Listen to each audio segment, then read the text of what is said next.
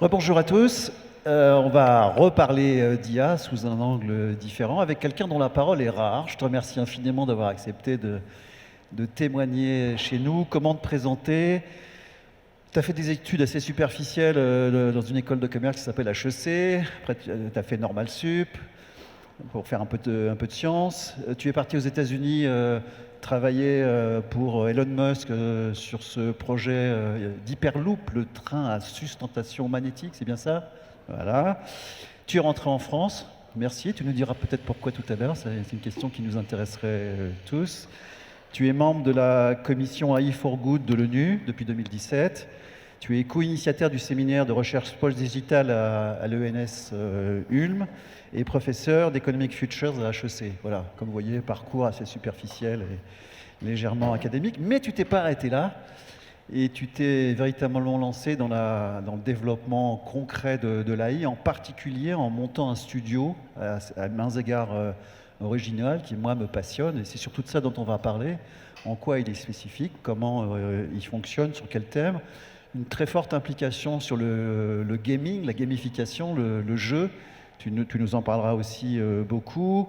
Le lien entre blockchain et l'IA et toutes ses applications. Enfin, je déflore pas trop parce qu'il y a beaucoup de choses à dire. Bon, allons-y pour respecter le timing. Commençons par ça. Est-ce que tu peux nous dire pourquoi, alors que ça se passait plutôt pas mal aux États-Unis, dans la vallée, tu as décidé de revenir chez nous? Merci beaucoup Alain pour ton invitation. Bonjour à toutes et tous. Oui, donc j'ai eu la chance d'avoir effectivement une ou deux expériences en Californie, à Los Angeles en particulier, pour Hyperloop puis la fondation X-Prize, en travaillant sur des sujets principalement autour de l'intelligence artificielle, effectivement, et de son impact. J'avais gardé un lien fort, évidemment, avec la France, notamment pour des raisons académiques que tu as citées.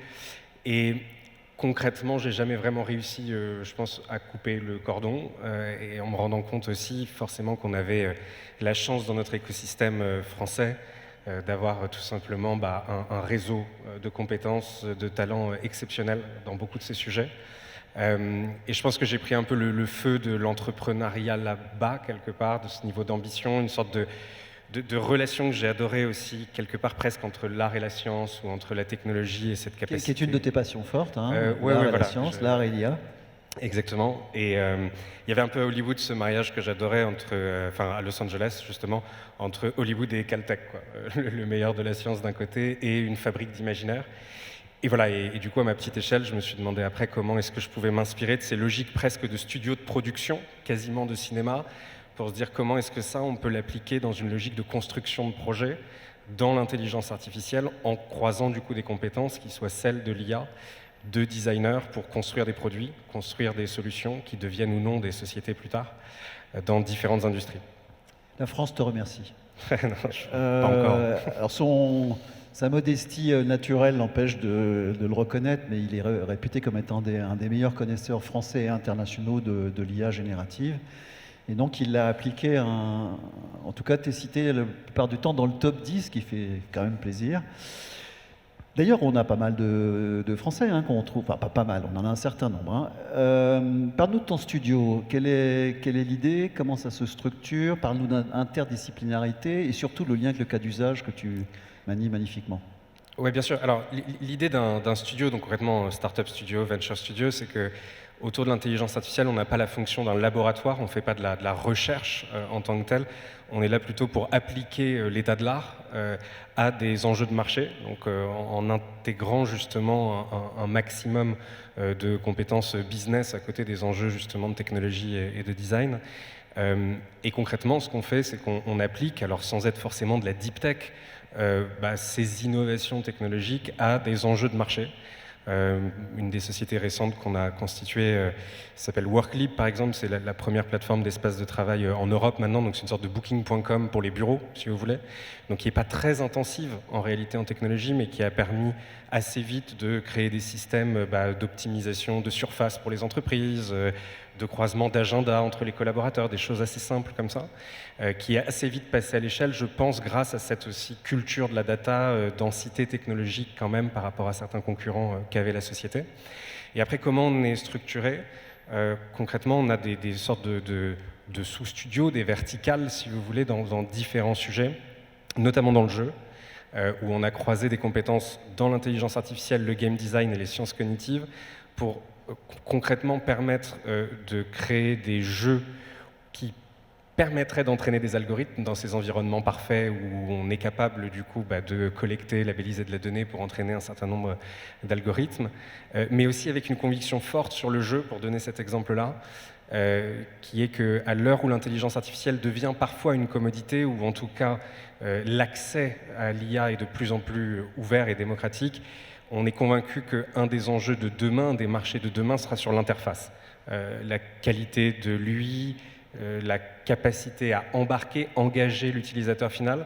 Et du coup, cette société, ce studio World Game, est vraiment concentré sur la question de l'interface, de la gamification, si vous voulez, sur différentes applications, notamment Oli, qui est un petit personnage, un play buddy pour les employés. Je crois que tu as une branche assez significative dans le lien entre l'IA et blockchain avec la célèbre Primavera de Filippi qu'on connaît ici, puisqu'elle est déjà intervenue parmi nous, spécialiste bien connue de blockchain qui travaille aussi à Harvard, je crois. Comment ça fonctionne l'articulation? Alors je ne parle pas spécialement entre vous deux, parce que je pense que vous entendez bien, même si c'est de fortes personnalités, mais comment l'articulation technique et de modèles se passe-t-elle? Oui, alors donc on a effectivement avec Primavera de Filippi construit ce studio à l'intersection cette fois de l'IA et de la blockchain. Le studio s'appelle Alien Club, qui est finalement assez récent. On est resté stealth mode pendant un moment, le temps de démarrer nos premières activités. Et l'enjeu était justement de réfléchir, ça faisait longtemps qu'on réfléchissait à nos intersections entre ces deux univers technologiques et qu'on voyait poindre de plus en plus de convergences, de plus en plus de points de valeur en commun.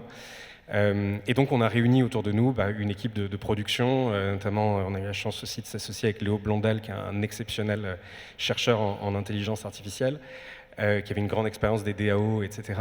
Et une équipe de production qui nous aide à démarrer nos premiers projets. Et par exemple, de ce studio a émergé une première société qui s'appelle Alias, qui est un système de droit d'auteur sur les IA génératives. Donc c'est une legal tech, concrètement, qui permet d'embarquer sur la blockchain les droits des auteurs et co-auteurs sur les IA génératives pour permettre qu'un artiste, qu'il soit pictural ou un auteur dans le texte ou un musicien, d'embarquer ses droits dans la blockchain pour que sur Alias, lorsque quelqu'un va vouloir créer dans le style de cet artiste, l'artiste ait le contrôle sur l'usage, mais aussi soit en partie rétribué sur la commercialisation finale de la co-création, par exemple. Donc voilà un cas d'usage, parce qu'on sait qu'aujourd'hui, évidemment, un des enjeux forts de l'IA générative, c'est celui des droits, en particulier des droits d'auteur qui sont malheureusement bafoués aujourd'hui sur l'entraînement de ces typologies d'IA. Et là où on a vu, sans tomber dans un technosolutionnisme aveugle, une opportunité avec la blockchain, c'était bien de simplifier la traçabilité, l'identification, mais aussi la rétribution des droits d'auteur sur ces machines. Comment ça se passe concrètement avec les projets et lorsqu'ils sont portés par des startups? C'est-à-dire, quel est le mode studio?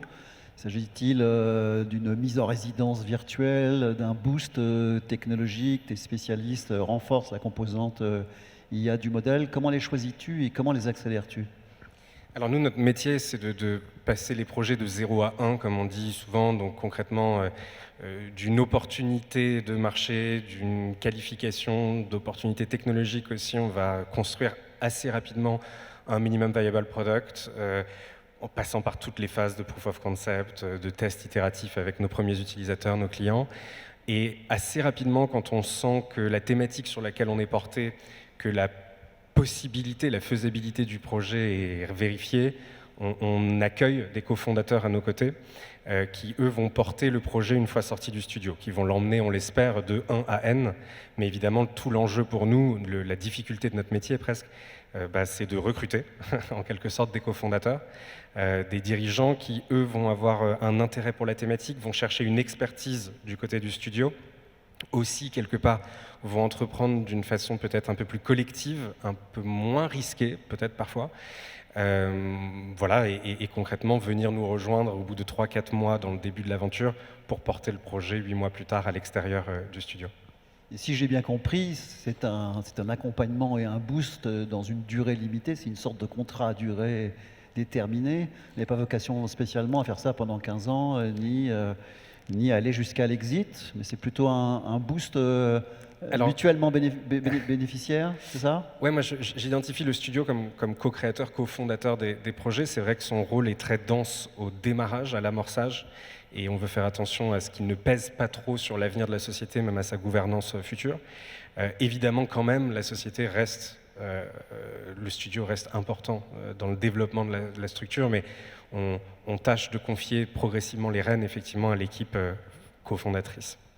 Est-ce que tu peux nous parler des nouveaux défis sous-jacents relatifs aux droits d'auteur, alias, etc., qui est une problématique assez compliquée?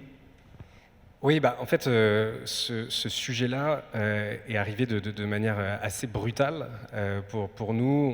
On explorait évidemment, comme beaucoup de monde ici, énormément d'opportunités autour de l'IA générative. On avait, je pense, en commun dans le studio aussi un rapport assez serré, resserré aux industries créatives. Et on a vu ressurgir une peur continue du remplacement,